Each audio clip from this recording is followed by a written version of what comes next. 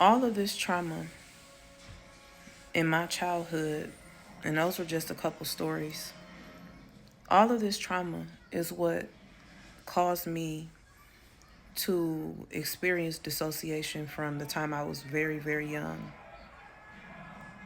And the nighttime would be the worst time for me. I was tortured every night in my mind with memories of being molested, with hearing the voice of "I don't want you, I don't love you, I never did" by my mom, wondering what it was that I did that was so bad that my mom kept my sister, who's 2 years older than me, but didn't keep me. I couldn't understand how my grandmother was so loving, but then so abusive. I couldn't understand why I felt the way that I did. And there was no safe place. So at night, when I would go to bed, I would see things. I would see red and green orbs. I would see dead people. I believe my grandmother's house was haunted because other people who stayed in the room that was mine saw things as well. And I was afraid of the dark for years, up until about 6 years ago. I wouldn't mind being in the dark during the day, blackout curtains. But at night, it was so scary because every night, like clockwork, I would go to bed and then I would start to feel uneasy. And then all of a sudden, a panic attack will come. And I would go in the living room with my grandmother, who was laying on the couch, letting the TV watch her, even though she claimed she was always woke and she wasn't. And I would tell her I was scared, and she would tell me, "Ain't nothing wrong with you, go back in your room." So as a kid, as young as I can remember, I would have to deal with my panic attacks on my own. And that is the reason why I sit up right here in this chair and sleep. When I was at my apartment, I had a queen size bed, and I barely slept in it. I slept on my couch. I sleep with a cover like I have on my lap right now, a pillow on my lap, and I just rock, sitting up back and forth. I've been rocking, from what I was told, since I was a baby, since I was able to sit up. And it's my way of comforting myself. It's my way of feeling like I am safe.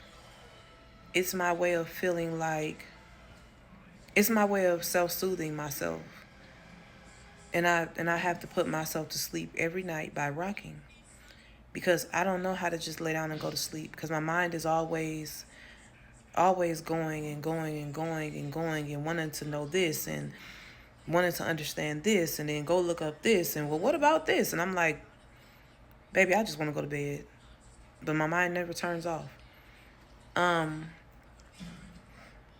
so I would sit up at the kitchen table in the dark and just cry to myself. And that's when my inner self started to talk to me when I was very young. I would hear, almost feel,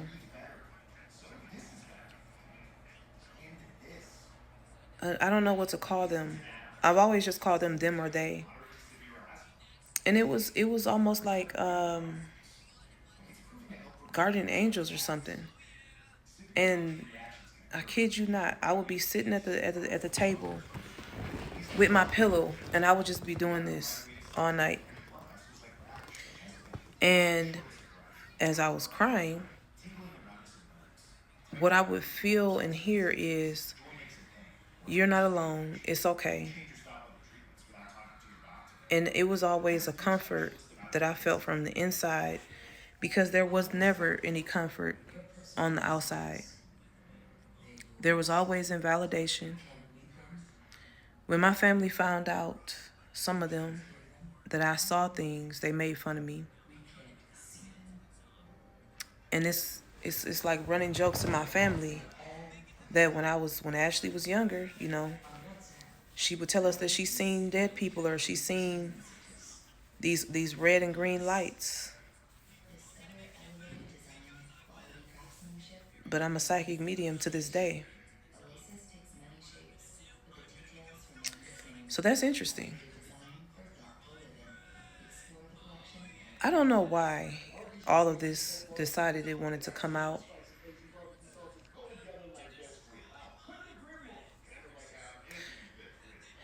It's just too much to keep in. And I'm very tired on a soul level. I'm very tired. Not going anywhere. But sometimes I do wonder if all of the things that happened to me in my life happened, when am I actually going to be happy? When am I going to wake up one day and not be in extreme emotional pain? I just wonder. Um, the panic attacks feel like my throat is closing up.